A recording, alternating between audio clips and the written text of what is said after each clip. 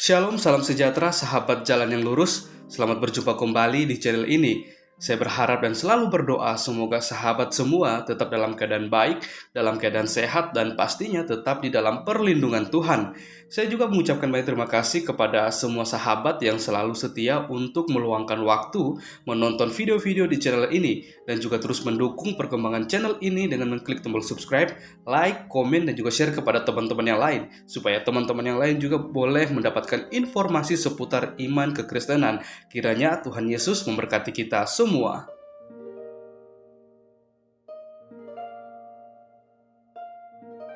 Sahabat yang diberkati dan dikasihi oleh Tuhan kita Yesus Kristus, di kesempatan kali ini kita tidak akan menyaksikan diskusi atau debat, akan tetapi kita akan melihat dan membahas suatu peristiwa yang sedang terjadi dan saat ini sedang banyak dibahas dan sedang viral, di mana kita tahu bersama bahwa beberapa hari yang lalu terjadi perang antara Iran bersama dengan Israel.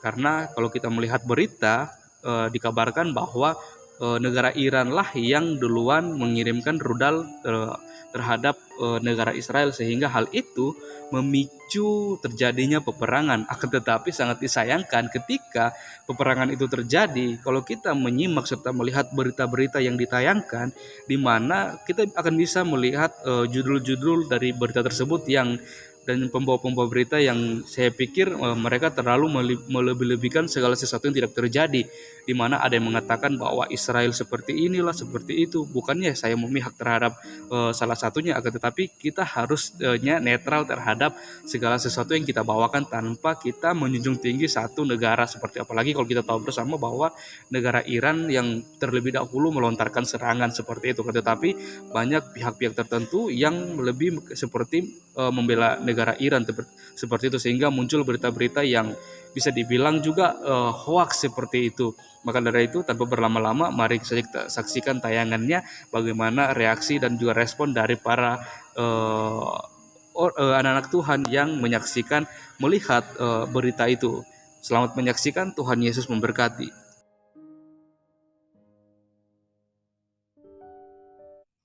Ya, itu ya, Bung ya. Jenderal Stedi tewas dibunuh Israel. Iran tarik pasukannya dari Suriah. Ya, memang Suriah itu menjadi tempat ya Iran bercokol ya, ingin menghabisi Israel ya. Umpah dari Pradita ya, puji Tuhan. Ya, ya benar. Ya, ini kawan-kawan ya. Jenderal Sahedi ya tewas dibunuh Israel. Iran tarik pasukan dari Suriah. Ini baru dimuat hari ini kawan-kawan. Kamis 25 April 2024 oleh Raditya Andriansah. Ya, ini porak-poranda kawan-kawan ya.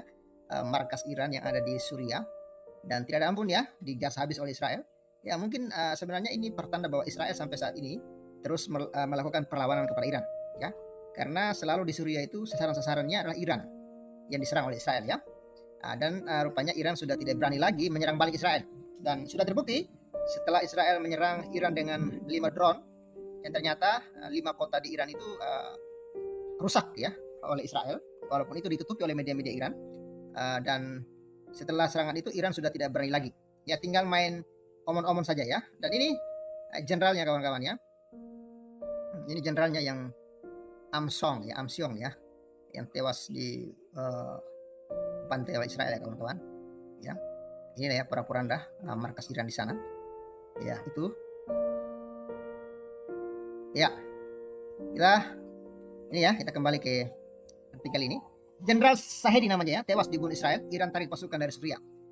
Ini kawan-kawan FIFA, militer Iran dikabarkan akan menarik sejumlah pasukannya dari Suriah pasca serangan Israel yang menewaskan Brigadir Jenderal Muhammad Reza Sahedi ya. Israel membantu Muhammad Reza Sahedi untuk bertemu dengan bidadari ya.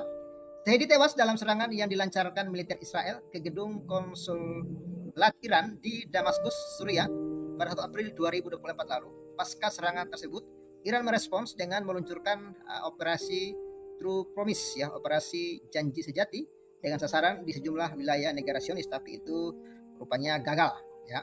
Ratusan drone, roket dan rudal ditembakkan militer Iran dan diklaim sukses. Ya, itu klaim kosong Iran ya.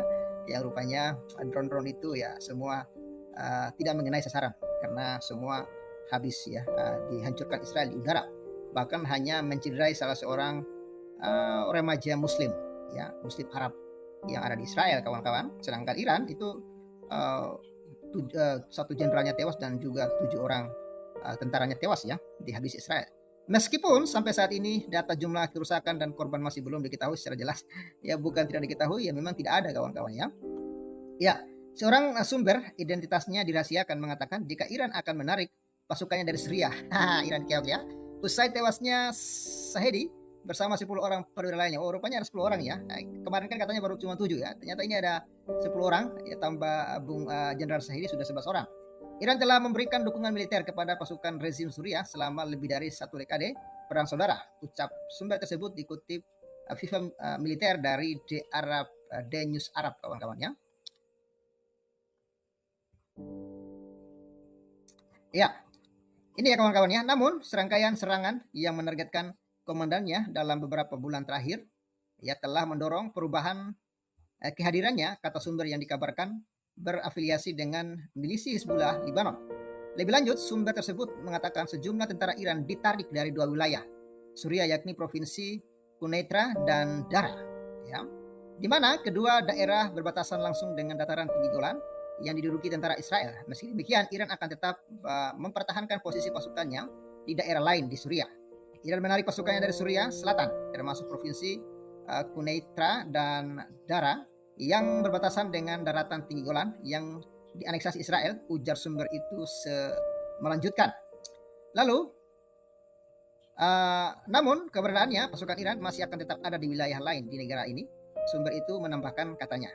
Namun demikian hingga berita ini diturunkan, baik pemerintah maupun militer Iran belum memberikan pernyataan resmi ya terkait penarikan pasukannya dari Suriah. Ya, jadi sebenarnya ya penarikan tentara-tentara Suriah dari tentara-tentara Iran dari Suriah ini buntut ya kehancuran yang dilakukan Israel kepada tentara Iran, di mana salah seorang jenderal dan juga beberapa 10 pasukan lainnya itu tewas dibantai oleh Israel.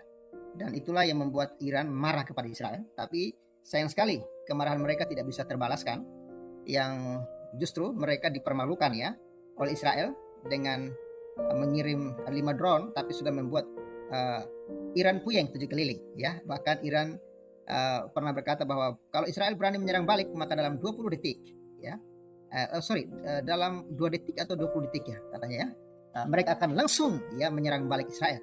Tapi semua itu hanya omong-omong belaka dan tidak bisa dibuktikan oleh Iran. Dan inilah kawan-kawan, bahkan Abu Janda pernah berkata bahwa barang siapa yang mengutuk Israel akan terkutuk, dan barang siapa yang memberkati Israel akan diberkati. Dan itu adalah sebuah kutipan ayat Alkitab yang dikutip ya oleh seorang Muslim, dan rupanya Abu Janda percaya ya kepada isi Alkitab firman Allah yang berkata demikian, bahwa yang memberkati Israel akan diberkati, yang mengutuk Israel akan terkutuk ya. Dan kita lihat ya, tanda-tanda kekalahan Iran itu sudah terlihat ya ketika Iran menarik pasukannya mundur dari 2 provinsi yang ada di Suriah. Ini menunjukkan bahwa Iran itu sudah mengaku bahwa dia itu tidak sanggup melawan Israel, mengaku kalah ya. Seandainya Iran masih kuat, dia tidak akan menarik pasukannya mundur kawan-kawan. Makanya ketika dia menarik pasukannya mundur, ini menunjukkan bahwa Iran itu sudah keok ya, dan ya Iran sudah tidak berkutik lagi ya melawan Israel. Makanya tekad Israel saat ini ya, sesuai dengan pidato yang disampaikan oleh Netanyahu untuk memberikan keamanan bagi Israel dan wilayah Timur Tengah, solusinya satu, Hamas harus dimusnahkan dan tidak boleh ada negara manapun yang menghalangi ini. Bahkan sebuah ancaman yang sangat-sangat keras yang disampaikan oleh Netanyahu, negara-negara yang menghalangi Israel untuk memenangkan pertarungan ini, maka harus berhati-hati. Israel tidak segan-segan akan menyerang mereka. Makanya kawan-kawan, ya hati-hati ya dengan negara Konoha ini yang rupanya ikut campur dan ingin menggagalkan Israel untuk memusnahkan Hamas. Dan poin Israel jelas bahwa fokus serangan mereka adalah kepada Hamas, bukan masyarakat sipil. Sehingga Israel itu berusaha dengan keras untuk mengamankan masyarakat sipil. Cuman masyarakat sipil ini entahlah kawan-kawannya, apakah memang mereka disandra oleh Hamas atau memang mereka ini pro Hamas. Mereka tidak banyak di antara mereka yang tidak mau mengungsi. Ya, dan resikonya adalah kalau mereka tidak mau mengungsi atau tidak mau diamankan oleh Israel di tempat yang telah disediakan, maka resikonya adalah mereka akan ya ikut tewas bersama dengan tentara-tentara Hamas, ya. Dan rupanya itulah ya yang membuat Israel saat ini sedang fokus, ya. Israel tidak terlalu fokus dengan Iran. Iran itu baru dikasih senjata kecil saja itu Iran sudah takut, ya. Iran sudah gemetar. Bahkan Iran sampai menarik pasukannya itu untuk keluar dari Suriah, ya. Karena kalau dia tidak menarik pasukannya keluar dari Suriah, maka satu persatu pasukannya akan tewas di sana. Ya. Satu persatu jenderalnya akan tewas di sana. Ya. Satu persatu Israel akan menghabisi mereka. Walaupun Iran ngotot katanya ingin memusnahkan Israel, ya Israel itu ya sepertinya sama sekali tidak takut, ya. Sama sekali tidak takut, ya. Ya ini warga Konoha yang tinggal di Iran pasti nggak bisa molor. Iya gimana bisa molor ya, ancaman rudal dari Israel itu sampai saat ini masih belum berakhir, ya. Ya jenderal-jenderalnya ini ya ketemu bidadari. Ya betul ya, biar Iran ketemu bidadari, ya. Ya mari kita doakan ya Israel hancurkan Al-Aqsa, para kadron kesurupan berjamaah. Ya. Mana tuh katanya rudal kiamat Iran? Ya rupanya Iran hanya omon-omon kawan-kawannya, hanya gertak doang, ya. Ya Israel membantu mereka untuk bertemu 72 bidadari. Ya makanya dulu ya aku kasih emot ya waktu guru live. Cuman kamu suruh intermezzo, kalau aku intermezzo dia pada kesurupan. Ya salam dari Sabah Malaysia, ya. Ya Iran tak terkalahkan. Ya Quran surah Al-Jasiyah ayat 16, sungguh kami benar-benar telah menganugerahkan kepada Bani Israel kitab suci, hukum dan kenabian. Kami pun telah menganugerahkan kepada mereka. Ya. Jadi seharusnya ya, perlu sadar diri saja kawan-kawan, ya. Israel itu tidak mungkin terkalahkan, ya. Hanya Tuhan yang bisa mengalahkan Israel, ya. Hanya Tuhan, tidak ada yang lainnya. Kalau negara-negara Arab Timur Tengah ya nggak bisa lah mengalahkan Israel, ya. Oke kawan-kawan, apakah tidak ada yang mau bergabung malam ini? Kita kumur-kumur, ya.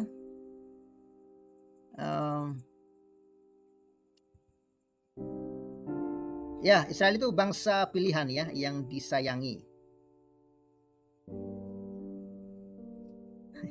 Udah lato-lato mana yang mampu ya menembus Iron Dome.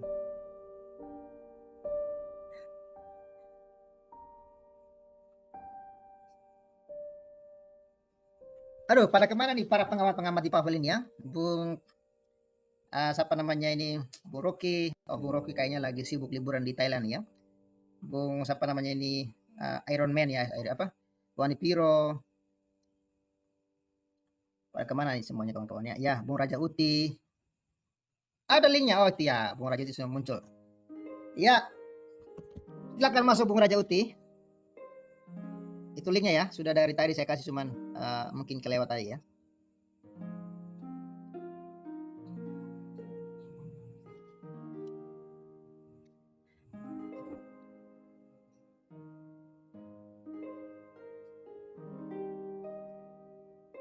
Itu linknya Bung Raja Uti, silakan masuk brother.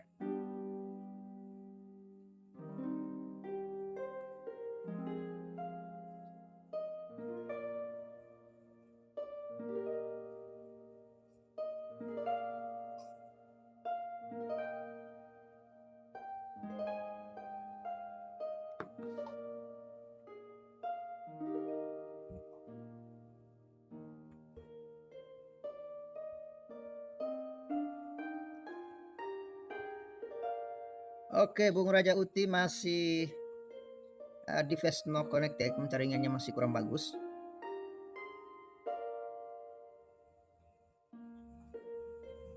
Ya, terpental lagi ya Bung Raja Uti, ya. Ya.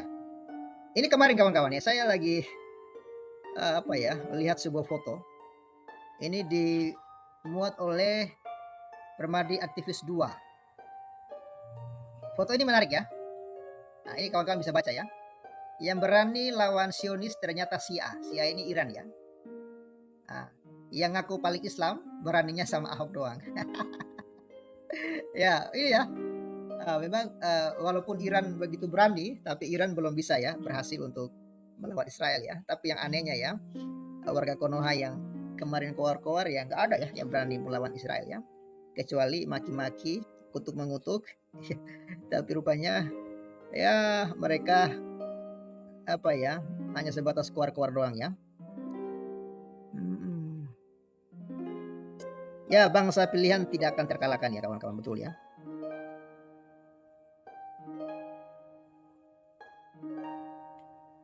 Bisa bisa masuk itu, bisa ya. Elvi Watuseke bisa masuk ya.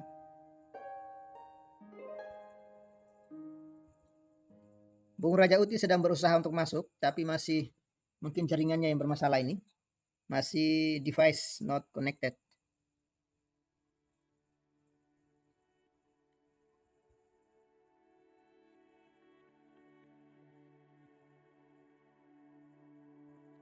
Ya, Jenderal Ilan tewas, Kadrun Pesek tidak ucapkan belasungkawa.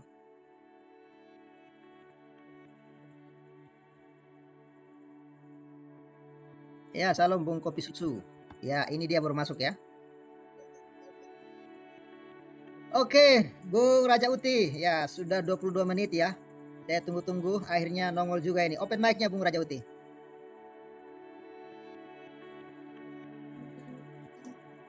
Suara gimana Wah, bro? jelas, ya. Sangat jelas. Jelas Sangat ini jelas. yang biasa lagi hujan jadi agak susah masuk ini, jaringan jelek. Ya. Iya Ini ya. termasuk Darel juga mau pengen bergabung tapi rupanya juga masih device not connected ya. Ya, silakan Bung Raja Uti. Nah, jadi ini sekarang strategi Israel agak sedikit berubah untuk menghadapi Hezbollah ini ya, maupun Iran. Jadi kalau misalnya Iran memaksakan menempatkan pasukan di Suriah, Irak maupun di Lebanon, itu pasti Israel akan menyerang. Ya. Iya betul. Akan menyerang tentara Iran, baik itu prajurit biasa maupun jenderal-jenderalnya, itu Israel akan serang. Nah, yang ada memang sekarang ini Iran sedang berusaha menarik seluruh pasukannya negaranya. Ya, yang dia tempatkan di Lebanon, di Suriah maupun di Irak dia tarik. Terutama kemarin kan serangan itu kan sebetulnya kalau yang menyerang pangkalan udaranya Iran yang dekat Isfahan itu dia hanya menghancurkan radar pertahanan udara.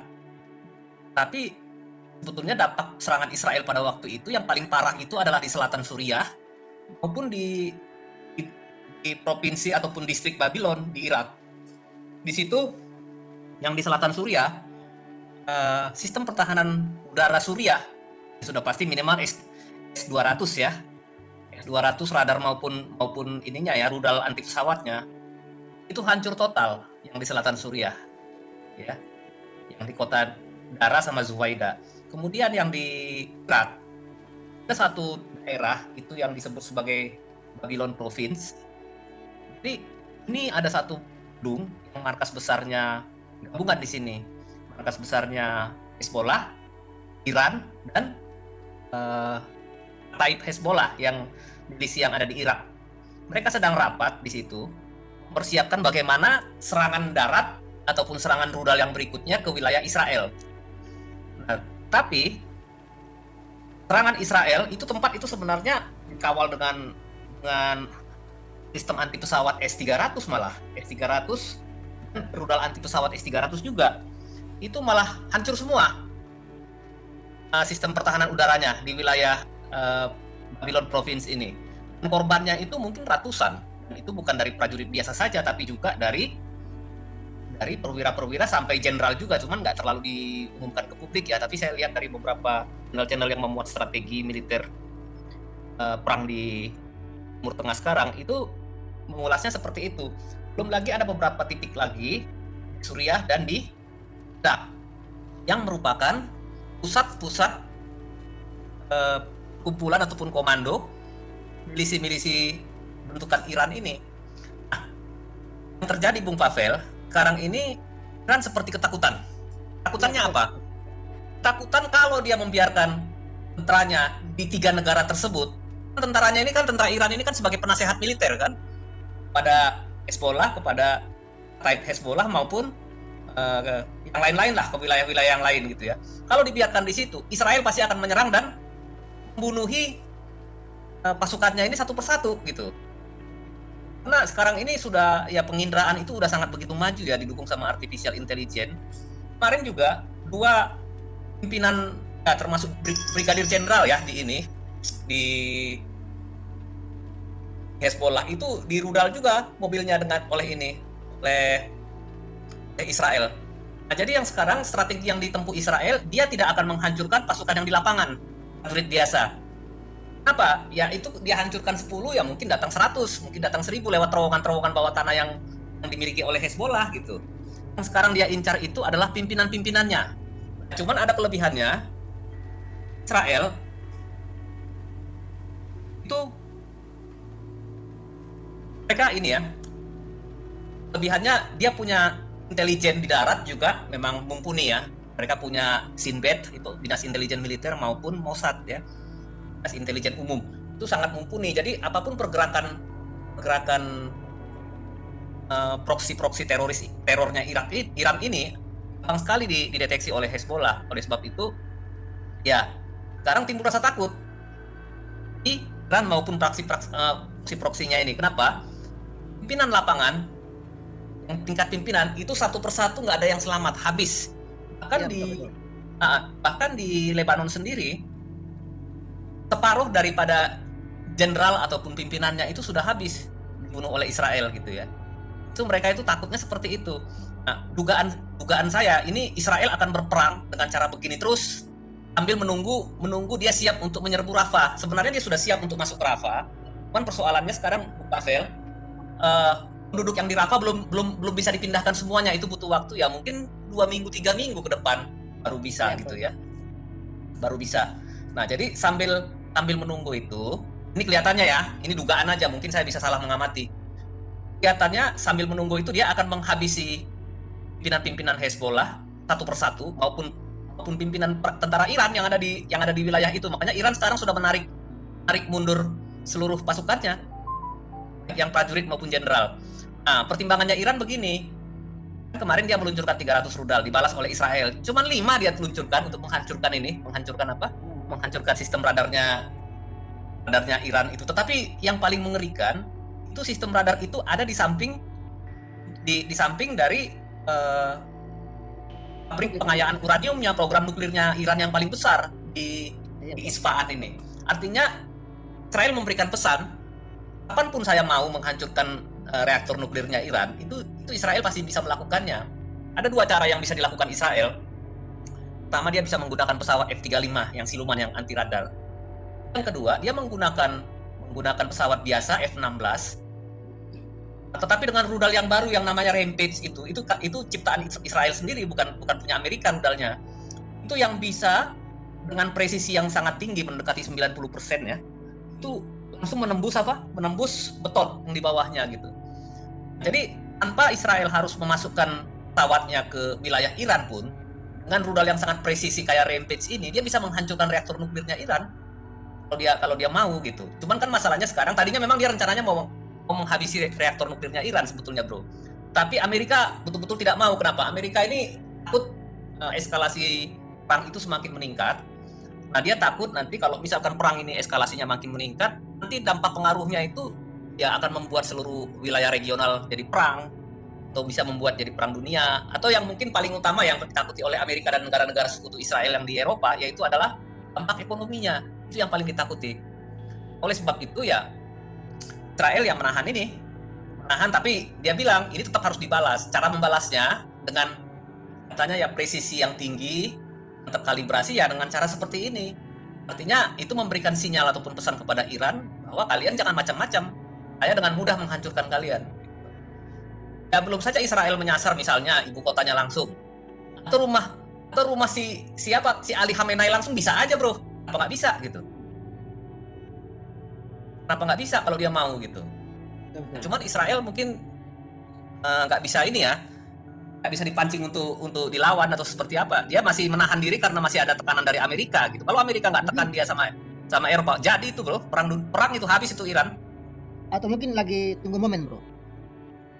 Ya tunggu momen, karena begini, kalau saya melihat kan merubah kembali ke strategi lamanya, secara pengecut lah ya. Dia menggunakan proksinya saja, dia nggak berani main perang langsung berhadapan dengan Israel.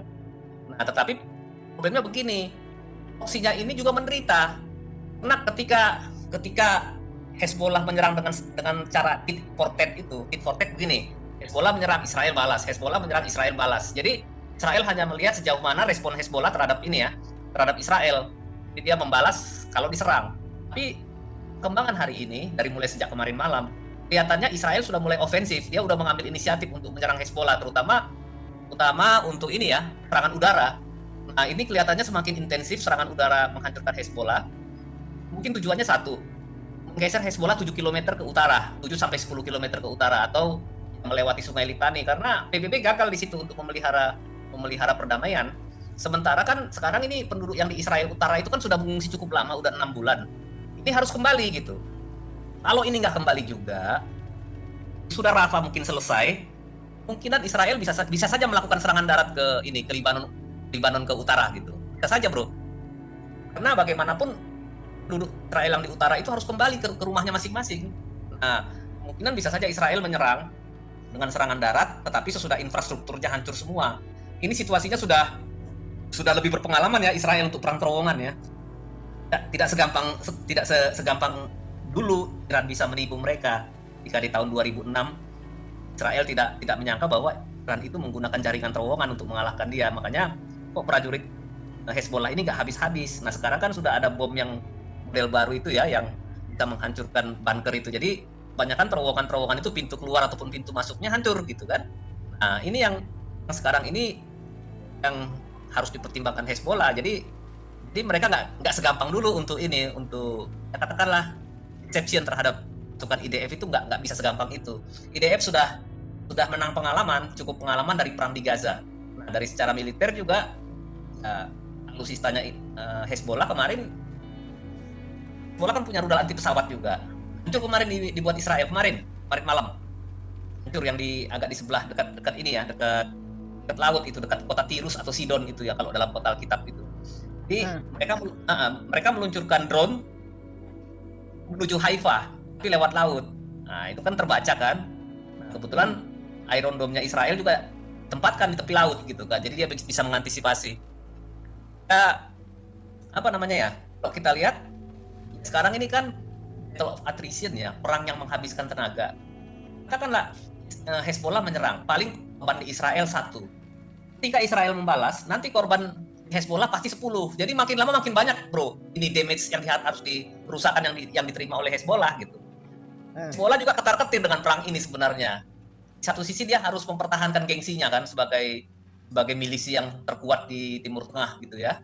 Milisi Iran yang terkuat. Tetapi di sisi yang lain dia banyak korban juga gitu. Dihajar oleh drone dan rudal pesawat Israel gitu kira-kira, bro. Nah, ini Jenderal Zahedi ini tewas, ya sudah. Iran mulai menarik pasukannya secara perlahan-lahan.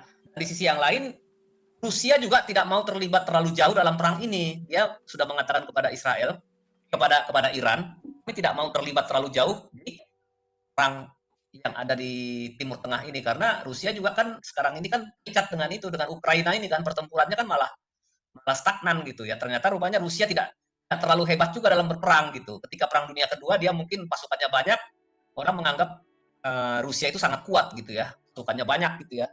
Kemudian alutsistanya juga ternyata nggak sehebat yang dibayangkan publik gitu. Meskipun sekarang Iran memberikan menjual 12 unit, kira-kira satu skuadron lah. Sukhoi 57 kepada Iran. Tetapi penguasaan alutsista itu kan nggak bisa cepat, bro. Walaupun pilot-pilot Iran dilatih di Rusia, tapi itu butuh waktu. Dan yang namanya pertempuran ini kan jam terbang satu ya. Israel pilot-pilotnya sangat mumpuni. Kemudian juga latihannya juga intensif gitu ya. Kemudian juga mereka juga penguasaan teknologinya juga luar biasa gitu ya. Jadi nggak gampang juga bagi Iran, karena begini, Iran selama ini cukup percaya diri dengan mengandalkan sistem pertahanan udaranya, yaitu S-200, S-300, S-400 malahan mungkin udah ada, tapi mungkin terbatas ya. Tapi yang banyak digunakan di Iran itu S-200 sama S-300.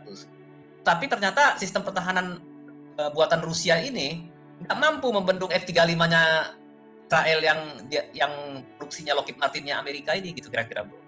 Jadi akhirnya mereka minta supaya diberikan pesawat yang canggih gitu ya, yang kemampuannya setara dengan F-16 punya produksi Amerika, yaitu Sukhoi 57 gitu.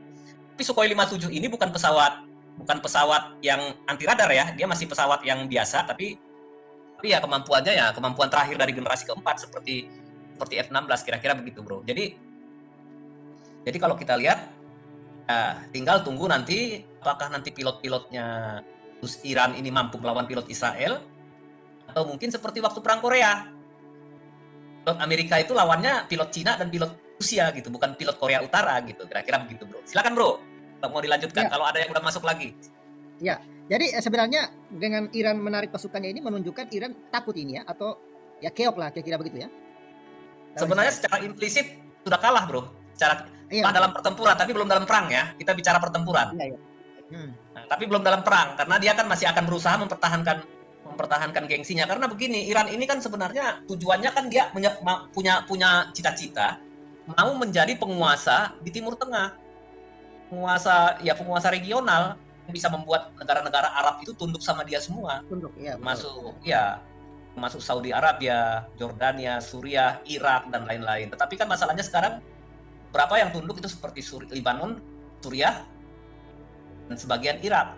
Tapi Saudi Arabia dan beberapa negara yang lain kan tidak mau tunduk sama Iran.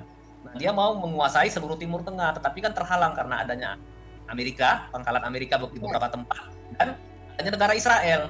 Oleh sebab itu ya, dia mengatakan Amerika itu setan besar, Israel itu setan kecil gitu ya. Tapi sama-sama setan. Nah, istilahnya kan begitu, bro. Nah, jadi kalau dia nanti bisa, selain dia ini mau berkuasa, mereka mau mengekspor revolusinya, bro. Mengekspor ideologi agamanya. Syiah ini ya? Syiah ini. Dia mau mengekspor ideologi agamanya untuk menggeser ideologi yang lain, yang Sunni, yang di negara-negara Arab yang lain. Nah, ketika ini terjadi, mau tidak mau negara-negara Arab ini ya harus bersekutu dengan Israel untuk melawan Iran. Tapi gini bro, tapi kalau saya lihat kayaknya yang aliran Sunni sudah pada pro Syiah deh. Sebagian ada beberapa. Nah, ketika kemarin mereka menyerang Israel itu saya lihat mereka yang Sunni juga ya malah bergloria begitu mendukung Syiah gitu, mendukung Iran. Jadi sebenarnya mereka itu bagaimana sih bro? Saling bermusuhan tapi saling mendukung, itu gimana ceritanya itu? Jadi gini, kalangan pemerintahan negaranya, elitnya itu nggak suka dengan Iran, tapi di masyarakatnya itu benci Israel, itu ceritanya bro. Nah, apa Yordania waktu itu? Yordania itu sebetulnya itu hampir 80% rakyat itu nggak suka Israel, nggak suka Yahudi. Jadi istilahnya radikal lah gitu, agama radikal, agama sebelah yang radikal gitu ya. Tapi pemerintahnya itu takut sama Iran. Lebih baik dia bantu Israel untuk melawan Iran gitu kan. Pertama, kalau misalkan dia biarkan rudalnya Iran melewati wilayah udaranya, kalau tiba-tiba ada yang jatuh di wilayah udaranya dan ada korban, artinya pemerintah Yordan itu ya sangat dipermalukan bro. Sangat dipermalukan gitu. Nah, tetapi kalau misalnya dia biarkan rudal Iran lewat, itu berarti apa? Iran bebas melanggar kedaulatan wilayah Yordania kan gitu kan. Nah, sementara kalau Israel case-nya beda, dia menyerang bukan lewat Yordania. Israel itu menyerang lewat dataran tinggi Golan yang dulu direbutnya dari Suriah waktu perang tahun 1967. Jadi dia menyerang lewat dataran tinggi Golan, nembus ke Suriah Selatan, kemudian nembus ke Irak, baru Iran. Jadi berbeda jalur serangannya bro gitu. Cuman di satu sisi Iran juga malu mengakui awalnya kan bahwa itu adalah serangan dari Israel. Dia mengatakan itu serangan dari orang lokal gitu ya, berontak lokal yang ada di Iran. Tapi sebetulnya itu serangan dari Israel karena Amerika sudah menyatakan bahwa dia tidak terlibat langsung. Tetapi lepas dari Amerika memberikan informasi melalui satelitnya atau melalui pesawat mata-matanya kan bisa aja kan. Tapi Amerika dalam perang yang kemarin Amerika tidak ambil bagian. Baik, Bung Raja. Ya, tahan dulu Bung Raja. Nanti lanjut lagi, kita ke Bung Yesaya dulu ya. Oke, silakan. Ya, nanti kita. Bung Yesaya silakan, open mic-nya brother. Ya, salam bro, salam. Salam. Begini bro. Babe boleh saja benci saya. Setannya tetap Amerika sama Israel, Pak. Begitu, Pak, ideologinya. Nah, begitu, Pak, ideologinya. Paham nggak? Babel sama Raja Uti boleh saja benci sama saya, tapi setannya tetap Israel sama Amerika, Pak. Gitu. Oh gitu ya. Iya, begitu. Iya, mengerti kan? Begitu. Ya, Berarti tapi gini saya dong, melihat berarti gini, tentara Allah dikalahkan sama setan dong. walau bro. Tapi Iya, kenyataan iya. begini, bro. Saya semalam melihat begini. Prancis, Spanyol, dengan Jerman itu kan negara-negara inter dan sedang menyerahkan inter itu kepada Israel bersama Amerika. Berarti sekarang internet satelit itu sudah dipegang penuh oleh Israel, bro. Nah, dan persoalannya begini, bro. Lu menciptakan obat kuat untuk senggama, tapi orang menciptakan internet lu mau lawan. Itu kan bego. Gitu, bro. Nah, itu kan bego. Satu hal, memang kalau orang bodoh tidak pernah mengakui kebodohan, tapi orang pintar mengakui kebodohan. Sebab itu orang pintar makin pintar. Sebab itulah juga orang bodoh makin bodoh. Dia tidak mengetahui kebodohannya sendiri. Itulah kenyataannya.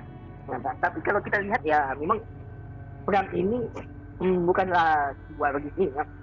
Seandainya Israel menghancurkan nuklirnya Iran, itu akan impaknya kepada masyarakat, bro. Terutamanya negara-negara yang dekat sekutu, kan Oman, Bahrain, Qatar, semua itu negara teluk, bro. Nah, impaknya itu akan dibawakan oleh udara. Inilah yang ditakutkan Amerika. Kenapa nanti dikatakan genosida kepada masyarakat, kan gitu. Nah, nanti entah lagi disalahkan Amerika tidak menjaga keamanan negara, kan ke dunia, kan gitu. Itu ialah yang dijagakan sebenarnya. Kalau impak bab keuangan dan juga ekonomi, itu saya tidak mengatakan hal itu karena Amerika ini mempunyai sekutu ekonomi yang kuat di benua Amerika. Contohnya negara-negara Latin itu adalah dukungan kuat kepada impaknya ekonomi. Nah, bahkan ekonomi Amerika itu lebih kuat daripada negara Latin dan Eropa, tidak pada Timur kalau saya lihat. Nah, itulah. Dan satu hal yang malam saya melihat ini, mengapa mereka menggunakan imigrasi jalurnya teknologi Rusia. Dan hal ini adalah membuat seperti sabuk ayam, bro. Dia Rusia ambil simpati dan juga menolong mereka. Nah, orang kalau menolong pun tidak mungkin menjatuh dalam diri dalam perangkap kebodohan, kan gitu. Nah, itu perlukan pikiran yang besar juga, kan gitu. Nah, tapi mereka tidak tahu bahwa Rusia juga itu bukan hanyalah keturunan Ziyud, keturunan Jerman, tetapi banyak kan keturunan Yahudi juga. Nah, itu di satu sisi mereka harus tahu itu. Itulah kalau orang yang belajar hanya sejengkal, bro. Tidak jauh piknik lah gitu. Jauh-jauh lah piknik, jangan di kebodohan gitu. Kan gitu. Ya. Dan saya melihat sampai hari ini mengapa mereka tidak mengutuk apa perbuatan Hamas. Mungkin saya melihat satu hal. Kalau mereka mengutuk Hamas, berarti mereka mengutuk ideologi yang mereka pelajari sekarang. Nah, itulah salah kebodohan. Mengutuk Hamas bukan berarti kita mengutuk ideologi, tetapi mengutuk perbuatannya yang tidak benar. Ya, itulah kalau bagi mereka ya, namanya di situ kita boleh menyimpulkan kok bahwa mereka itu ya marah tapi sayang, tapi tidak mau tapi suka, kan gitu. Itu kenyataannya. Itu yang benar, sakit untuk dilepaskan tapi bodoh dalam kebodohan. Gitu, bro. Wow, luar biasa. Oke, terima kasih ya Bung Isa. Jadi Israel dan Amerika setan ya. Ya itulah kawan-kawan ya. Seharusnya mereka malu gitu loh. Mereka yang merasa bukan setan untuk bisa dikalahkan sama setan. Manusia hidup kok dipanggil setan, bro. Memang lu kenal sama setan? Memang setan lu kenal? Ya kan gitu. Ibaratnya begini, bro. Katanya setan itu tidak boleh mati, bro. Tapi dilempar pakai batu. Bodoh kan gitu. Itulah pikiran kita. Pikir orang cerdas begitu, bro. Oke, ya. Oke, Bung Raja Uti ya. Kita kembali lagi ke topik ini ya, Iran ini ya. Seperti Bung Raja Uti katakan tadi bahwa ya sebenarnya Iran ini ya sudah kalah ya, walaupun mereka masih ngotot dan merasa besar, merasa berkuasa di Timur Tengah. Bahkan seperti dikatakan tadi bahwa mereka menganggap penghalang mereka itu hanya Israel ya dan Amerika Serikat, bahkan dianggap sebagai setan besar, setan kecil. Itu kemarin saya nonton pernyataan dari Netanyahu itu sangat keras tuh, Bung Raja Uti. Bahkan dia mengatakan negara manapun yang menghalangi mereka untuk memenangkan pertempuran melawan Hamas, maka negara-negara tersebut itu akan diserang oleh Israel. Itu maksudnya bagaimana? Apakah itu hanya sebuah gertakan atau memang Israel akan melakukan gitu? Menurut pengamatan dari Bung Raja Uti, apakah Israel benar-benar akan melakukan serangan kepada negara-negara yang menghalangi dia, berarti bisa-bisa Konoha juga bisa kena itu bro, atau bagaimana itu bro? Jadi gini bro, ini sekarang ada penggalangan opini di seluruh dunia ya, penggalangan opini. Jadi penggalangan ini pertama kita lihat kampus-kampus di Amerika dan di Eropa mau besar-besaran digerakkan. Kebetulan kan mahasiswa-mahasiswa di Barat ini kan agak sedikit naif ya, gampang banget dipengaruhi sama orang-orang sebelah ini kan gitu kan. Kebetulan orang sebelah ini kalau soal agitasi, propaganda, tipu-tipu, mengadu domba jago gitu kan. Nah kebanyakan mahasiswa-mahasiswa Barat ini sebagian ada yang lugu gitu ya. Nah, terutama yang kelompok-kelompok liberal ataupun kelompok-kelompok kiri itu yang tidak suka dengan ini, mereka itu humanis ya, humanis. Mereka tidak suka dengan, mereka suka dengan kemanusiaan tetapi melepas nilai-nilai Kristiani di dalamnya gitu. Melepas peran Yesus di dalamnya gitu ya. Jadi nilai humanis tapi melepas nilai agama. Nah, itu yang terjadi dengan kebanyakan orang-orang di barat, terutama kelompok-kelompok liberal gitu, Bro. Nah, inilah yang bisa diprovokasi ini untuk demo, sama lah kayak kita di Konoha ini kan, pendeta-pendeta ikut disuruh ini ya, suruh pidato di mana itu kemarin itu di Monas apa di mana kan gitu kan, ikut diajak untuk ngutukin Israel gitu kan. Nah itu, tapi sekarang saya lihat pendeta-pendeta udah malu, udah nggak ada yang berani lagi bro, malu kan, karena apologet ini langsung mencerca dan langsung mengkritik gitu kan, mereka nggak berani lagi untuk ikut-ikut ngutuk Israel bro gitu, ataupun dipengaruhi untuk mengutuk-ngutuk lah kan gitu kan. Nah sekarang nggak berani gitu kan, dan yang dari sebelah pun tahu diri, bagaimanapun orang Kristen nggak bisa digiring untuk anti Yahudi atau anti Israel gitu. Artinya kita bukan membela Israel mati-matian atau tanpa ini, tapi kita membela kebenaran sejarah gitu. Kalau saya sih lebih melihat ke situ bro. Fakta sejarahnya seperti apa ya kita harus nyatakan gitu, bukan kita pro Israel gitu, tapi fakta sejarahnya kita nggak mau terframing oleh suatu statement yang menyatakan bahwa tanah Kanaan itu adalah milik orang Palestina. Sejak kapan ada bangsa Palestina kan gitu kan? Kita tinggal buka aja sejarahnya kan gitu. Nah, kalau jauh lah, 200 tahun yang lalu siapa presiden Palestina atau raja Palestina? Nggak pernah ada kan bro? Nggak ada, itu daerah dikuasai sama Ottoman Turki gitu. Kemudian dunia pertama Jerman kalah ya dikuasai oleh Inggris. Inggris membagi 2 wilayah itu, jadi nggak pernah ada yang namanya negara Palestina atau bangsa Palestina, nggak pernah ada. Nah ini yang kan berusaha selalu bro. Iya kan Palestina itu kan semacam sebuah provinsi lalu itu kan. Jadi gini, sebenarnya Palestina itu anehnya begini bro. Gaza itu tadinya wilayah Mesir. Kemudian Yudea dan Samaria ataupun tepi barat Sungai Yordan itu adalah wilayahnya Yordania, sebenarnya begitu. Tapi ketika terjadi perang tahun 1948, kebanyakan pengungsi ini lari ke Gaza dan ke tepi barat gitu ya, pengungsi ini ya Arab ini. Belum ada waktu itu dibilang itu bangsa Palestina ataupun pengungsi Palestina, pengungsi Arab. Nah, orang yang dikatakan lari ke Jordania ini itu sebetulnya adalah orang Jordan yang dulunya pernah melakukan pemberontakan ataupun kudeta terhadap Raja Hussein, bapaknya Raja Hussein yang sekarang ini. Nah, kemudian mereka diusir, kalau nggak salah ada 10.000 apa 20.000 itu ya, milisinya itu diusir, larilah mereka ke tepi barat gitu ya, ke Yudea dan Samaria. Kemudian ketika terjadi perang tahun 1948, Israel menang, negara-negara Arab itu 5 negara Arab atau 6 negara Arab itu kalah. Kemudian sebagian itu yang disebut Nakba itu lari ke Gaza, sebagian ke tepi barat. Tapi Nakba sebenarnya juga bukan karena mereka itu mengungsi karena diusir oleh Israel, tidak juga bro. Buktinya kenapa? Coba kita lihat sekarang. Israel ada nggak warga negara keturunan Arab? Ada. 30% warga negara Israel itu keturunan Arab bro. Iya betul, ada. Ada. Dulu orang-orang ini melarikan diri dari Israel, pertama dia tidak suka dengan Yahudi, dan dekat dengan bangsanya sesama Arab, larilah dia ke Gaza yang merupakan wilayah Mesir, larilah ke tepi barat, ceritanya begitu bro. Kemudian di satu sisi yang lain, Mesir maupun Yordania waktu itu merasa bahwa orang Yahudi ini adalah mangsa empuk, karena selama ratusan tahun sebetulnya daerah itu nggak pernah ditinggal oleh orang Yahudi. Ada perkampungan Yahudi yang ada di tanah Kanaan ini, tapi perkampungan ini kerap sekali diserbu oleh orang-orang Arab ini, orang sebelah ini gitu. Istilahnya itu namanya pogrom itu ya, itu ya semacam persekusi. Ya halo? Ya boleh komentar sedikit bro. Menjawab silakan. Menjawab pertanyaan Bro Pabe tadi. Nah, semalam saya melihat berita tentang good weather. Itu ingin ke Amerika, gitu bro. kalau kita lihat di Eropa, Kurt Wilders itu sedang menghantarkan surat-surat yang seperti begini bro, di sebuah papan tanda, maksud saya papan pernyataan itu tentang ayat-ayat radikal di dalam Al-Quran. Maka itu kita melihat di Eropa itu tidak menjadi demonstran yang sangat besar-besaran, kecuali di Inggris dan juga di Amerika. Nah, ini yang ditakutkan oleh umat Islam di Amerika sekarang, karena Kurt Wilders akan menyerukan tentang hal ini juga di Amerika. Nah, supaya orang semakin sadar, supaya tidak ada orang Eropa sendiri yang ikut dengan katanya Free Palestina itu. Nah, dan hari ini semakin berluasa, semakin besar. Nah, ini pertanda yang sangat baik lah bagi saya, Bro. Ya, itu mungkin ya salah satu jawaban bisa seperti itu, Pak Fel. Gitu.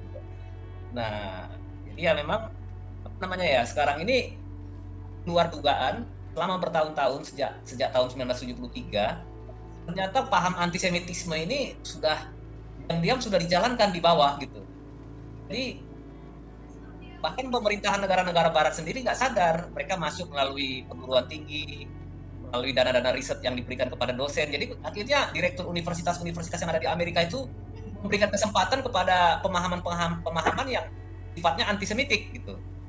Nah, jadi ya tahulah sendiri kan, mahasiswa-mahasiswa Arab ini akhirnya mempengaruhi rekan-rekannya yang ini, yang orang-orang bule ini. Itu kira-kira bro. Ya baik. Sambil menunggu Bung Raja Utip, Bung Hilboy, silakan Bung Hilboy. Ada apa lagi nih? Itu bro, judulnya. Bengkok belum punah. Hah? Hidup Bengkok. Bengkok ya. Oh maaf, dua-duanya sama, hidup Bengkok dua-duanya. Nggak Arab, nggak Yahudi, sama-sama hidungnya Bengkok dua-duanya.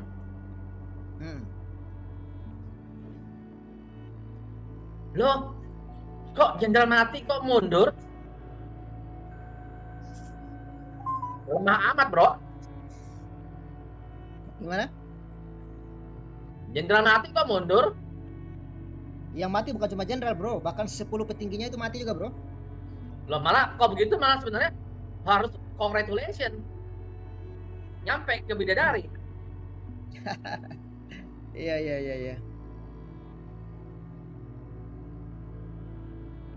Memang umat otak terbalik ya. Giliran ada kesempatan cepet-cepet ketemu bidadari, nggak mau. jangan mau. Kalau lagi diem-diem lo teriak-teriak, takbir, tokbor, tekbir ya. Ada kesempatan lo ciut. Ini gimana ini? Nggak tahu bersyukur kali ya.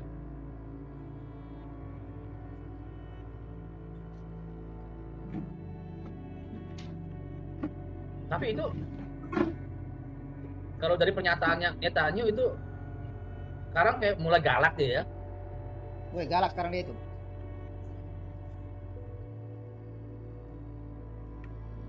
Tapi itu Pak Pavel, saya lihat Pak Pavel baca dari cuplikan Tribun ya. Tidak.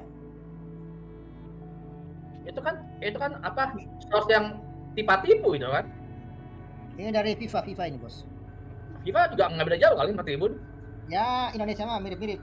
Tapi kita seleksi beritanya bro. Kau cari mah dari CNN kali gitu.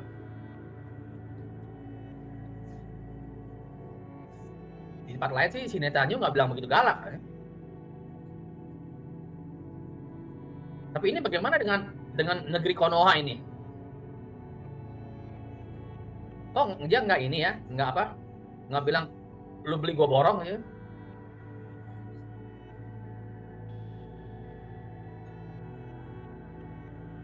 Coba kau aja berani ya, lu beli gua borong ya, gua kirimin sekarang nih. Justru yang lebih galak ini bukan Sunni loh, tapi Syiah loh. Kan Iran Syiah. Nah itu dia. Tapi buktinya juga nggak galak-galak juga kok. Ya tapi setidak-tidaknya mereka punya inilah, punya keberanian lah untuk serang Israel. Punya nyali lah. Arab Saudi malah berteman sekarang ya. Arab Saudi malah menjilat Israel. Dia menjilat ya karena si Iran itu musuh bebuyutan, bukan karena apa-apa. Ya kan, musuhnya dari musuh saya adalah teman-teman gua kan gitu kan. Ya si Israel sama si Arab Saudi saat ini ya bukan berteman bukan karena apa-apa, tapi karena musuhnya si Iran aja. Ya kesian lah. Tapi Pak Pavel, di Iran itu orang percaya banyak loh, jutaan orang. Itu pasti dijadiin tameng sama si Kadrun. Ya mungkin kemarin itu juga salah satu alasan Israel mungkin tidak mau menyerang Iran lebih dahsyat ya. Sebab yang kalau di Amerika yang orang-orang yang wajah-wajah kayak orang di puncak itu banyak orang Iran yang di gereja-gereja yang banyak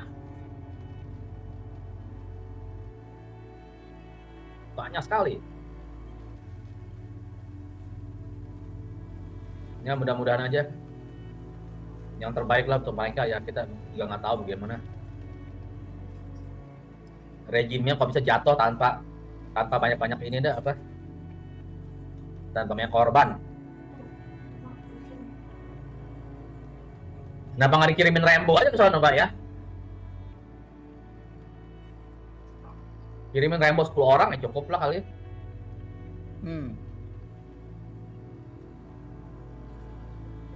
Kan jadi ngirit ongkos, ngirit nyawa.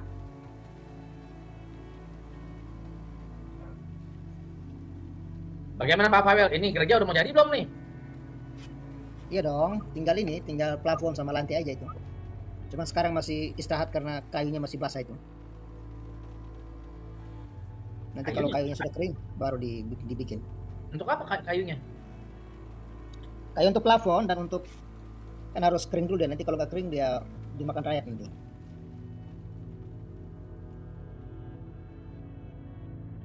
Wah, hati-hati itu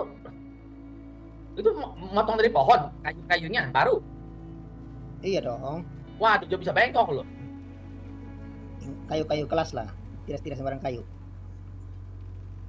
Dia mesti lama direndam baru dikeringin biar kok nggak dia bisa bengkok lama-lama. Enggak, itu kayu kelas itu dijamin. Oh, begitu di itu apa di propan nggak? Di propan dulu dia. Apa di propan itu? Supaya lebih tahan rayap. Oh, di solar. Ya. Iyalah apa tukangnya lebih pintar lah. Itulah supaya tidak sia-sia dipasang nanti cepat rusak toh. Oh iya apa lebih baik kita keluar uang tambah sedikit lebih awet lebih lama. Betul. Ya Pak, Ya. Tahun ini target selesai toh. Tahun lalu bilangnya Natal mau di sono, ini batal nggak jadi ini tahun ini kira terjadi ya. Kalau kemarin mau Natal sana, cuman sayangnya kalau kita bongkar lagi apa setelan-setelannya, ya nanti mau dipasang ulang lagi, biaya lagi. Oke. Jadi mendingan sekalian aja toh, pasang dulu plafon, baru bongkar setelan, baru lantai. Ini kira-kira berapa orang masuk? Itu kalau plafon sistem borong bro, diborong. Nah ini nanti kalau jadi berapa jemaat bisa masuk berapa orang? Jemaat ya kalau 1.000 ada acara, nggak sampai lah, paling 200-an orang. 200 orang? Dikit amat. Ya 200 sampai 300 orang, kalau 1.000 nggak nyampe lah. Itu cuma ukuran 15 kali 12 kok. Luas bangunannya? Iya 12 kali 15. Tanahnya emang nggak gede-gede tanahnya? Enggak gede, tanahnya kecil. Nanti itu parkir apa? Sepeda atau motor, mobil? Parkir di depan gereja mobil bisa. Di samping gereja bisa. Banyak? Enggak sih, cuma berapa unit. Tapi gerejanya kan di jembatan, jadi jalannya luas. Jadi bisa juga di pinggir-pinggir jalan separuh. Wah, jangan-jangan nanti lu kebaktian, gua macet di jalan lagi ntar. Ya, itu pun kalau ada acara. Kalau nggak ada acara, kalau cuma jemaat-jemaat kan cuma jalan kaki aja. Oh. Sistem menyerang Iran lebih dahsyat ya. Sebab yang di kalau di Amerika yang orang-orang yang wajah-wajah kayak orang di puncak itu banyak orang Iran yang di gereja-gerejanya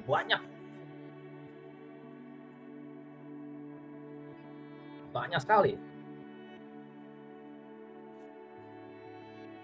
Ya mudah-mudahan aja yang terbaik lah untuk mereka ya, kita juga nggak tahu bagaimana rejimnya kok bisa jatuh tanpa banyak ini tanpa banyak korban. Kenapa nggak dikirimin Rambo aja ke sana, Pak ya? Kirimin Rambo 10 orang ya cukup lah kali.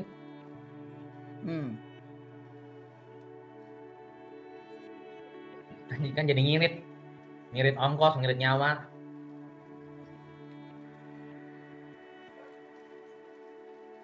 Bagaimana Pak Pavel? Ini gereja udah mau jadi belum nih? Iya dong, tinggal plafon sama lantai aja itu. Cuma sekarang masih istirahat karena kayunya masih basah itu. Nanti kalau kayunya sudah kering, baru dibikin. Untuk apa kayunya? Kayu untuk plafon dan untuk kan harus kering dulu deh. Nanti kalau nggak kering dia dimakan rayap nanti.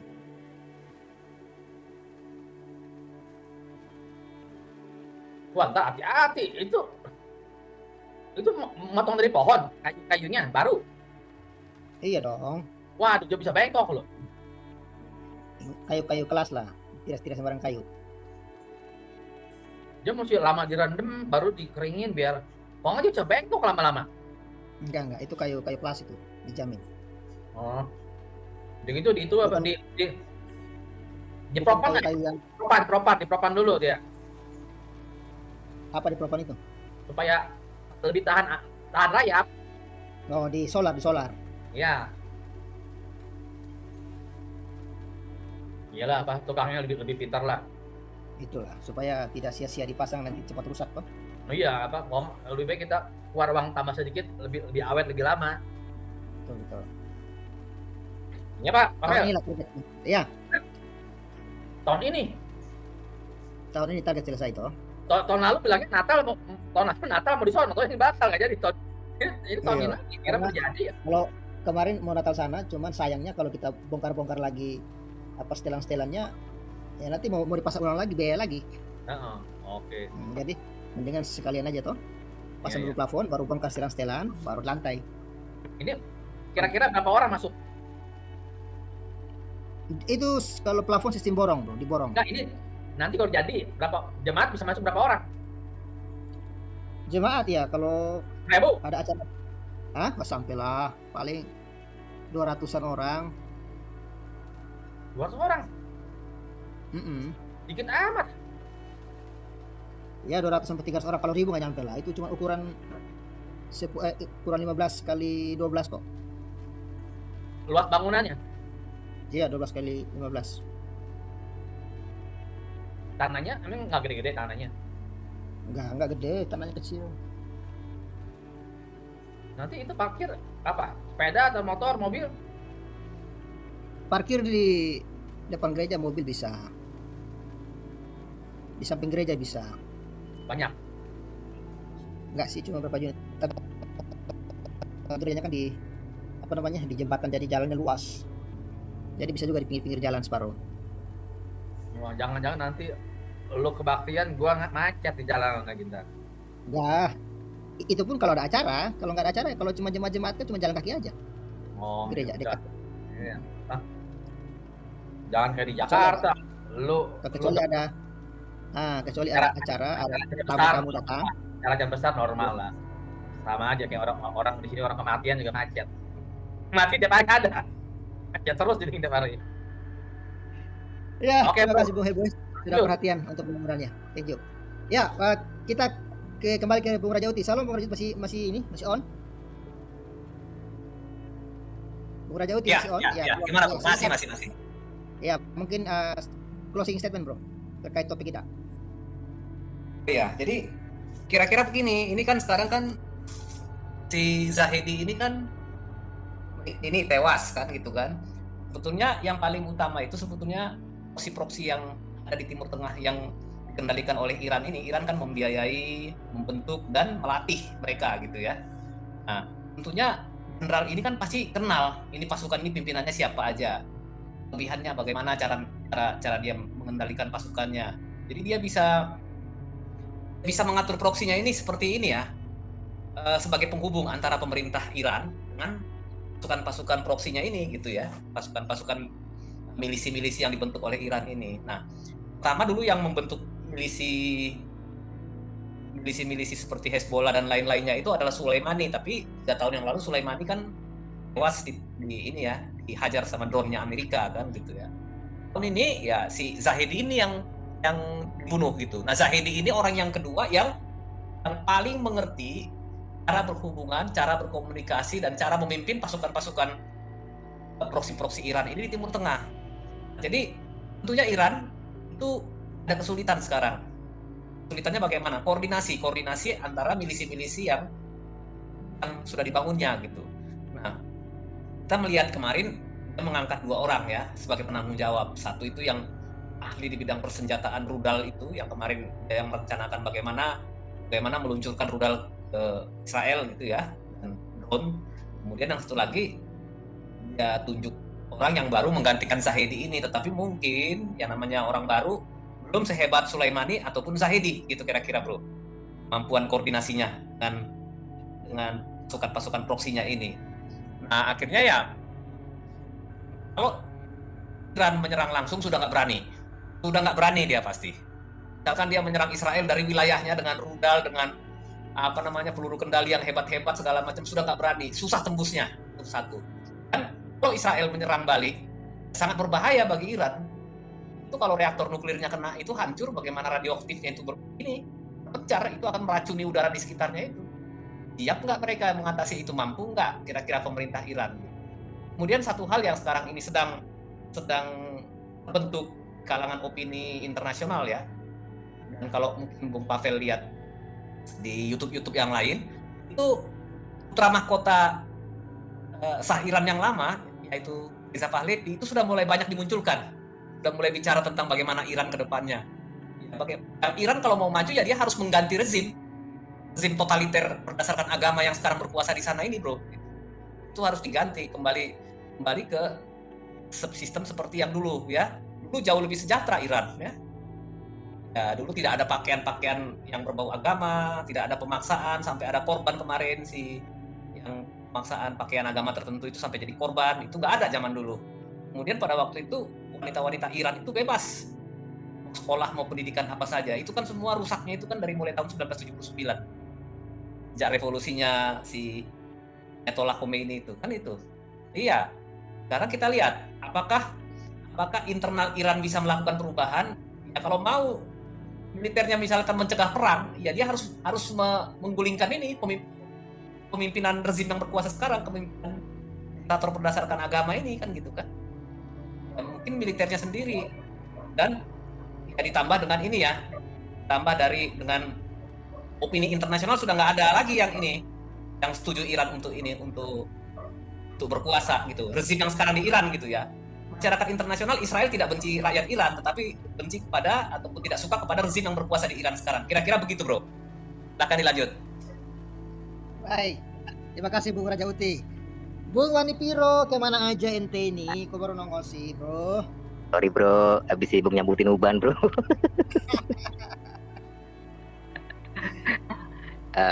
Tadinya sih mau lanjut Sunnah Rasul. Tapi enggak lah. Masa enak-enak begitu disamain sama membunuh 100 Yahudi itu kan nggak elok lah. Hebat ini ya. Iyalah, nggak setega itulah saya. Meskipun harus enak-enak, tapi kalau disamakan dengan membunuh 100 Yahudi ya alah, kejam kali kau. Mendingan ditunda lah. Kasihan nanti orang Yahudi pada mati nanti. Iya, nanti takutnya tentara IDF pada berkelimpangan. 100 orang lagi, kasihan kan. Ntar nggak bisa menyelesaikan tugas mereka, membasmi Hamas. Kalau penduduk Konoha ada 200 jiwa. Oh lah malah kekurangan bro, kekurangan Waduh, korban. berarti habis dong. Bisa Habis. minus di tentara IDF. Bisa minus. Bukan finish lagi, emang kekurangan, defisit. Kekurangan ya. Defisit ya. Aku ini kebetulan ini ada Bro Raja Uti, ada Hello Kitty, ada Bro Klavel tentu ya. Saya mau nanya sama Bro Raja Uti nih. Agak menyimpang sedikit sih dari tema ya, tapi ya masih ada kaitannya lah. Ini Bro, demo-demo yang dilakukan di beberapa negara dan sekarang ini ada di Amerika ini lagi ini banget ya, lagi chaos banget lah orang-orang yang ikut-ikutan demo yang terprovokasi oleh propaganda dari Kaldun ya, terutama anak-anak mudanya gitu ya. Banyak orang-orang bule saya lihat pakai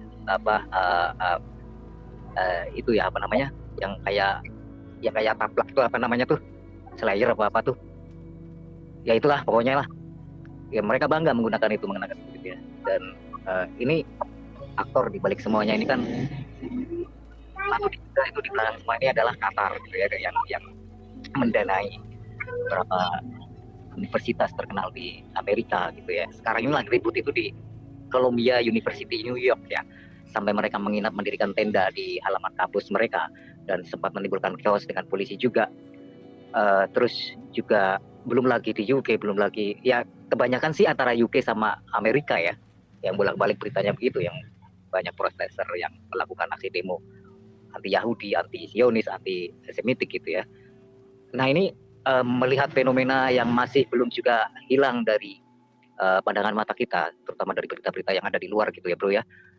Ini apakah kedepannya akan menghalangi langkah Israel untuk bisa menjadi negara yang benar-benar bebas dari gangguan orang-orang yang sinis terhadap mereka, ataukah ada jalan keluar yang mungkin nanti setelah menyelesaikan misinya menghabisi Hamas atau menyelesaikan misinya menumpas Hamas di Rafah ini sekarang ini ya, karena ini Israel juga sedang berupaya untuk mengungsikan pengungsi Gaza dari Rafah, ada sekitar 1.400.000-an lebih lah para pengungsi Gaza yang di sana ini, karena Israel sudah mulai merangsek ke daerah Rafah dan mencari pentolan Hamas yang bersembunyi di sana gitu ya.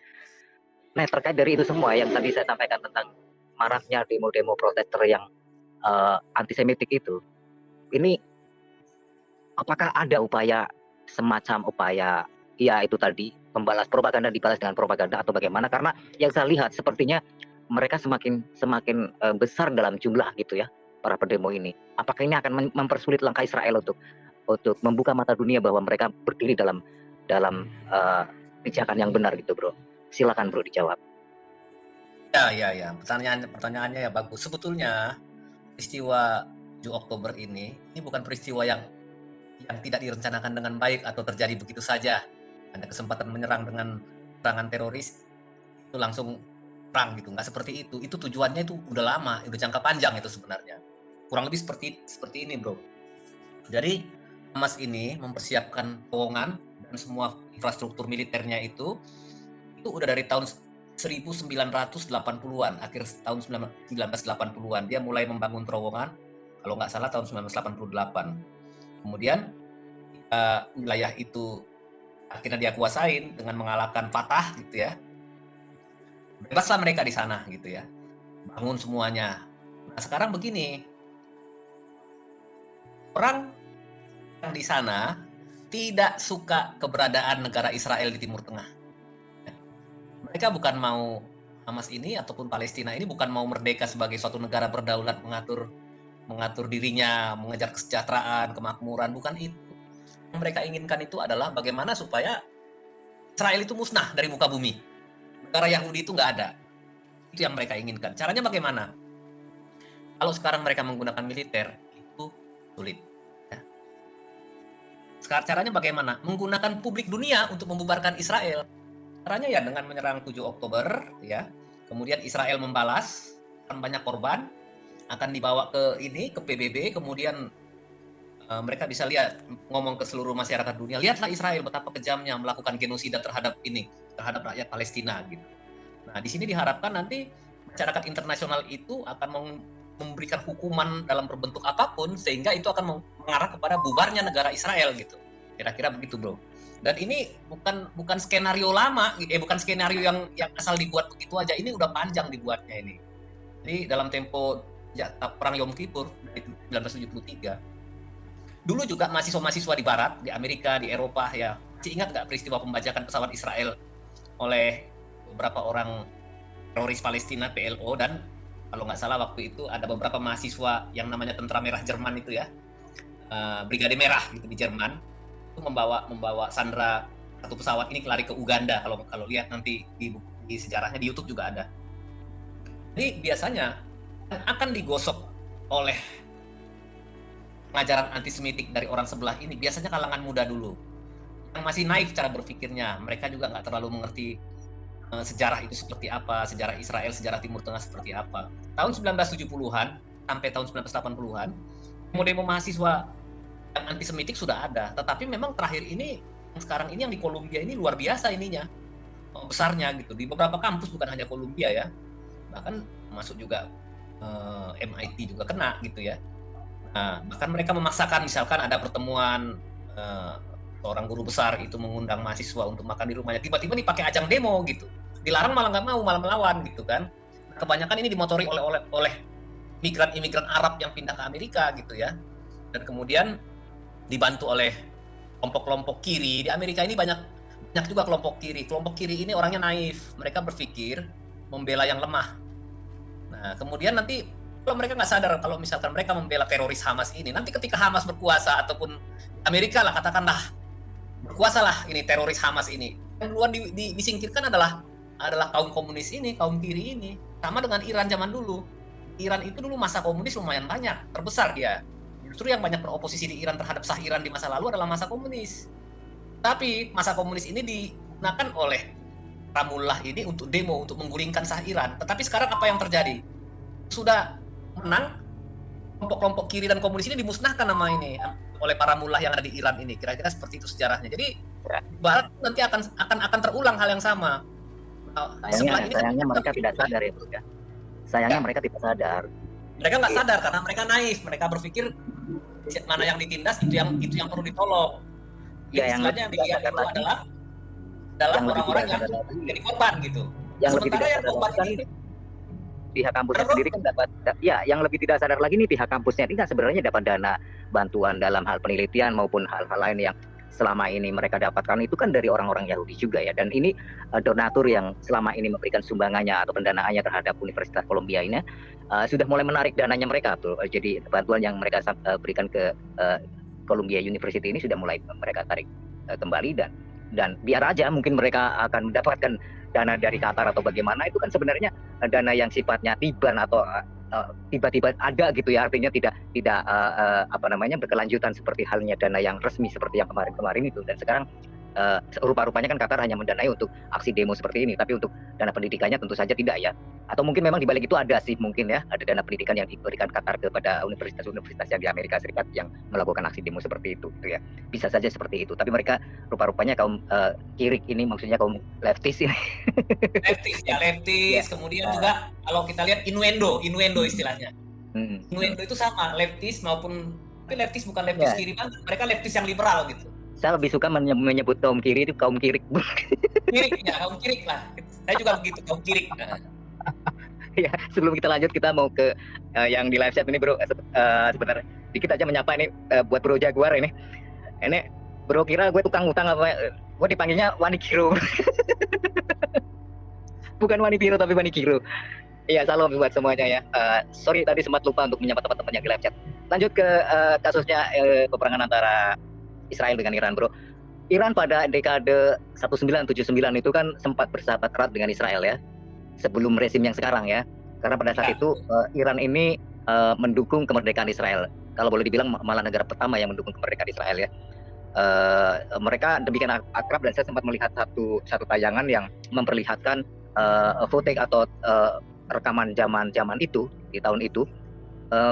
Mereka saling mengibarkan bendera, saling berdampingan, dan ada tulisan kalimat di situ, Israel love Iran, Iran love Israel gitu ya. Tapi sekarang setelah rezimnya berganti dengan rezim yang akhirnya Khomeini gitu ya, yang datangnya dari, sebenarnya yang katanya kan dari Afghanistan sebenarnya mereka gitu ya. Pengungsi dari Afghanistan ya. Dan mereka Syiah gitu ya. Sayang sekali rezim yang lama terpaksa harus mengungsi ke Amerika kalau nggak salah ya. resimnya Reza Pahlavi. Saya berharap sih dengan kejadian seperti ini adalah sebuah kesempatan buat Israel untuk menjalin hubungan kembali dengan Iran, manakala resimnya sekarang bisa berhasil ditumbangkan sama Israel. Dan kita tahu bahwa beberapa bahkan 50% lebih itu masyarakat Iran itu mendukung aksi serangan Israel ke Iran ini karena mereka tidak menyukai rezim yang sekarang berkuasa gitu bro ya. Apakah mungkin eskalasinya akan meningkat seperti itu, yang seperti yang saya mau gitu ya.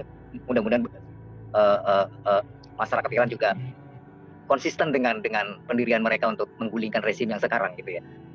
Maksudnya bukan saya mau sih, maksudnya yang saya lihat dan saya setuju dengan apa yang dilakukan masyarakat Iran yang mereka merasa terkungkung dengan rezim yang sekarang dengan apa namanya aturan mereka lah ya, yang membuat masyarakat Iran ini tersiksa karena udah banyak korban kan perempuan dari Iran yang hanya gara-gara jilbab mereka dapat hukuman yang tidak sepatasnya mereka terima gitu kan. Apakah ini nantinya Israel ini mengingat ada dukungan 50% lebih lah dari masyarakat Iran untuk menggulingkan rezim sekarang, apakah mungkin setelah mereka atau Israel ini berhasil menaklukkan Hamas, kemudian akan melanjutkan serangannya terhadap Iran? Karena ini adalah sebuah kesempatan menurut saya gitu ya, kalau dilihat dari perkembangan yang terjadi sekarang. Ya apalagi kita tahu bahwa dalang di balik semua ini atas penyerangan di 7 Oktober itu kan Iran dengan menggunakan proksi-proksinya. Gitu bro. Tanggapan Bro Rajauti silakan. Ya, sekarang tergantung kepada keberanian rakyat Iran sendiri masuk militernya. Sebenarnya rakyatnya itu lebih suka Israel berani menyerang gitu ya. Supaya rezim yang di sana itu jatuh gitu ya. Tapi kan soalannya kan sekarang ini kan agak sedikit kompleks ya. Saya pribadi juga nggak terlalu percaya dengan pemerintahan Amerika yang dipimpin sama Biden ini. Biden ini dekat loh sama rezim garis keras yang di Iran itu sebenarnya. Awalnya begitu gitu. Bahkan dicurigai sama orang-orang yang percaya dengan teori konspirasi, oh Biden ini bisa jadi presiden, dia itu ya salah satu supporting dananya salah satunya adalah negara-negara di Timur Tengah, baik itu dari Sunni maupun Syiah gitu. Tapi kalau kita lihat ya kanan dalam negerinya itu kan dari lobby Yahudi juga kuat, mau nggak mau dia nggak bisa juga akhirnya lepas tangan dari katakanlah membela atau berpihak kepada Israel sehingga mengeluarkan veto yang kemarin itu ya. Nah sekarang kalau misalkan dunia internasional mau, Amerika mau, ya, bisa jadi jatuh itu rezim yang berkuasa sekarang. Terutama sekarang soalan yang berat itu kan adalah inflasi di Iran itu sudah mencapai 47%, ya, tingkat inflasinya. Ya, secara ekonomi Iran sudah hancur karena ya dampak daripada sanksi selama ini. Ini ada sanksi lagi keluar kan, baru disahkan sama Kongres kan untuk mengeluarkan sanksi yang baru gitu kan. Lepas itu sanksi itu nanti akan efektif atau tidak, tetapi ini akan mempersulit rezim yang berkuasa itu secara ekonomi. Ya tinggal sekarang kita lihat aja kemampuan rezim ini masih megang militernya ini bagaimana gitu. Tapi kalau mereka sudah nggak mampu lagi menguasai militernya yang menjatuhkan mereka, itu lain cerita, mungkin ada perubahan. Gitu. Tapi kelihatannya sekarang untuk masyarakatnya itu sendiri bergerak people's power agak sulit bro, agak sulit. Karena ini sekarang ini ya sangat represif, bahkan lebih represif daripada Shah Iran dulu.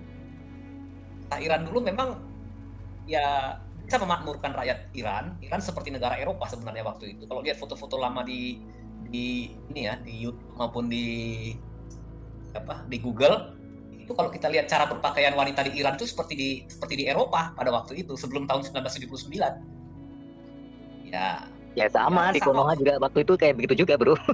Sama kan ya, di Konoha zamannya Pak Harto dengan Konoha sekarang udah beda bro. Betul sekali, kita merindukan suasana seperti dulu itu bro. Jadi wah sepertinya kita sudah meninggalkan jauh budaya leluhur kita juga ya. Kayak misalnya enggak, kalau tadi bro Rajauti kan menyampaikan adat budaya masyarakat Iran mirip seperti di barat.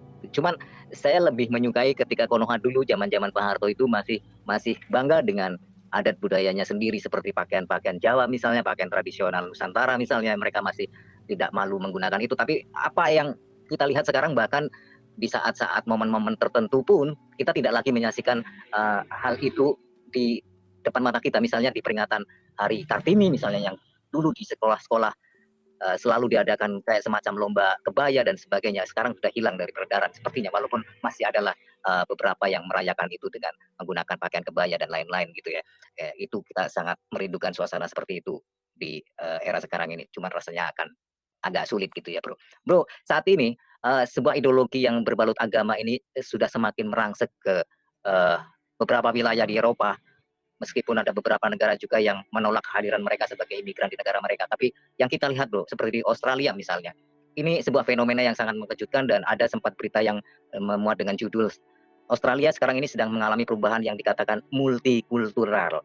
Multikultural dalam tanda kutip mereka menulisnya seperti itu. Karena yang dimaksud dengan multikultural itu harusnya kan penyeragaman, tapi mereka sepertinya memaksakan ideologi mereka, bahkan syariat mereka paksakan. Sekarang ini di Australia pemandangan orang sholat di jalan-jalan itu sudah tidak aneh lagi bro, hampir setiap hari ada seperti itu.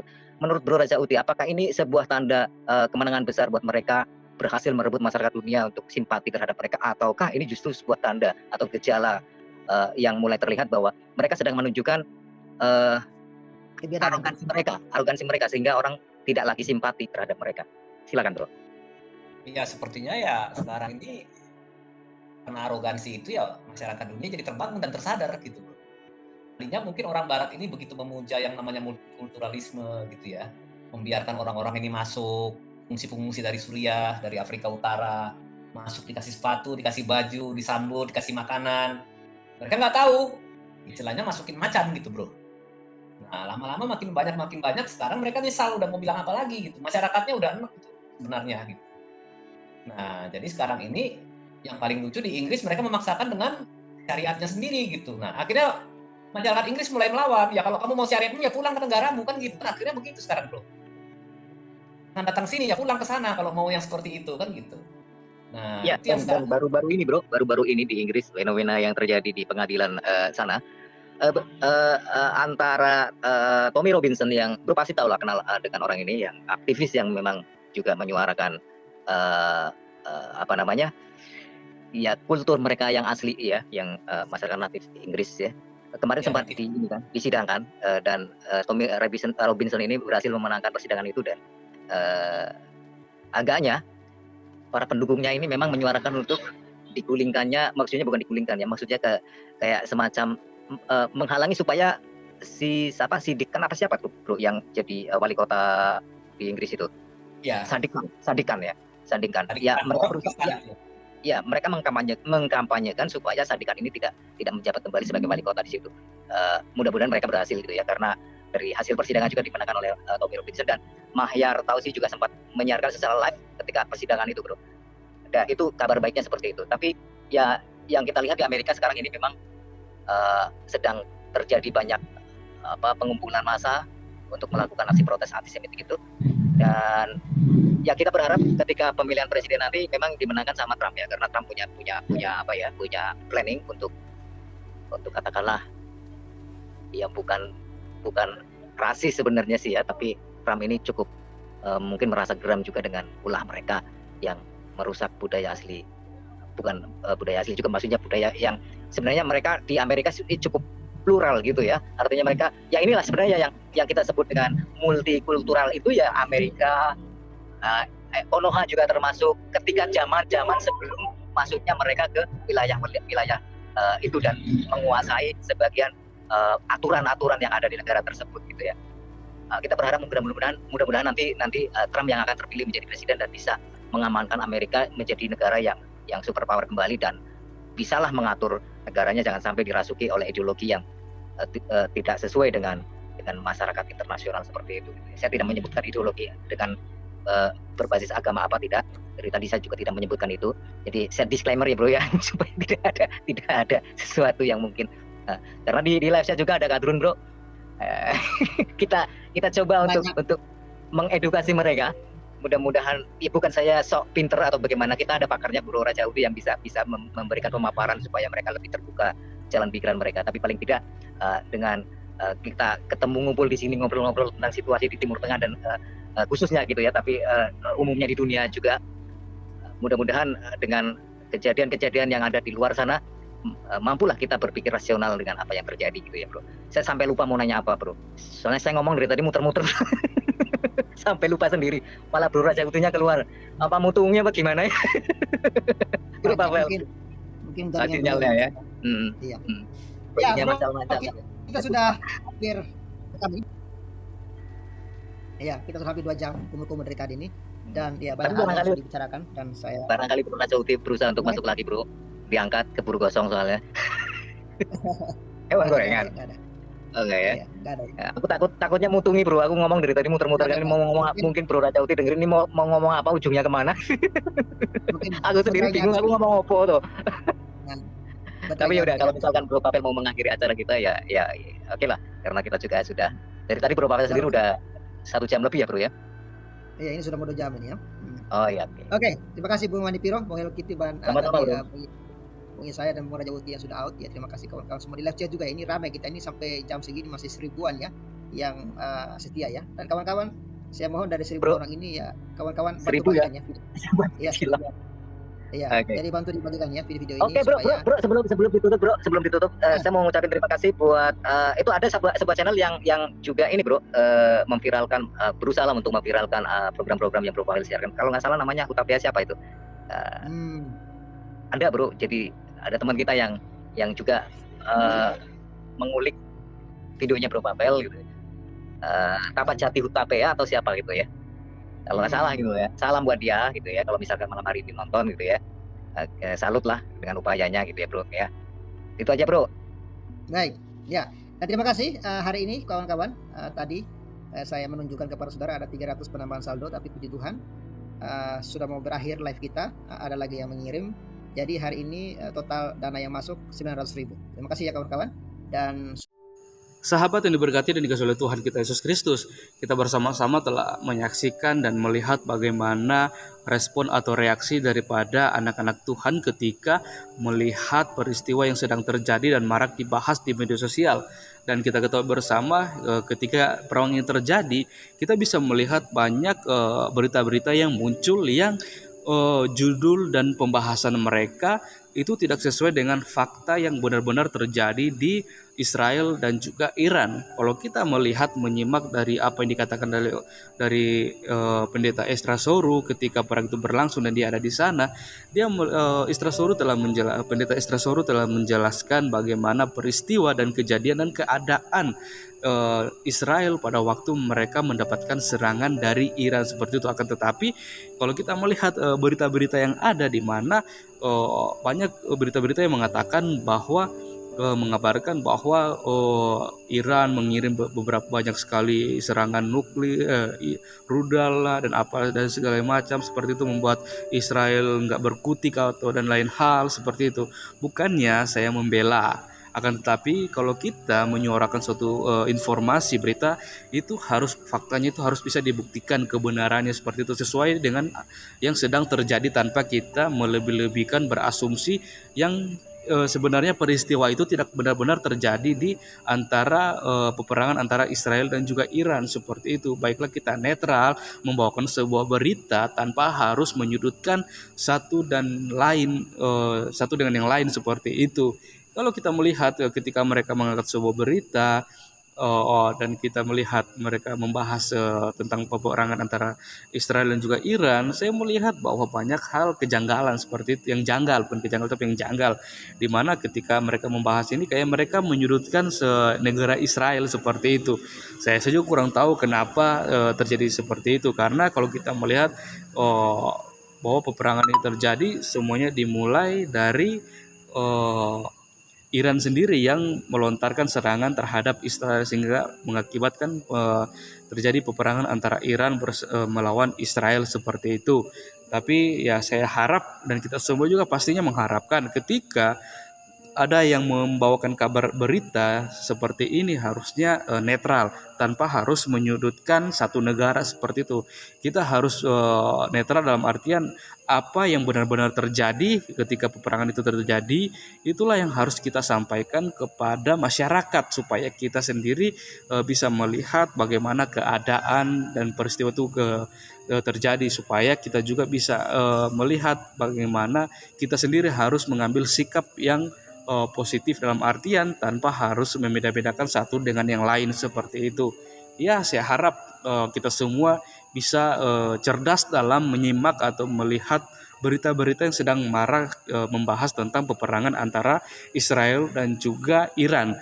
tanpa harus kita menyudutkan salah satu negara seperti itu. Akan tetapi baiklah kita bersama-sama berdoa supaya peperangan ini cepat berakhir, dan juga kita berdoa supaya setiap orang-orang yang mengalami musibah, mereka yang menjadi korban, mereka boleh dikuatkan, mereka boleh diberikan kesehatan banyak, mereka juga boleh mendapatkan banyak pertolongan supaya mereka juga mendapatkan pelayanan yang layak lah seperti itu.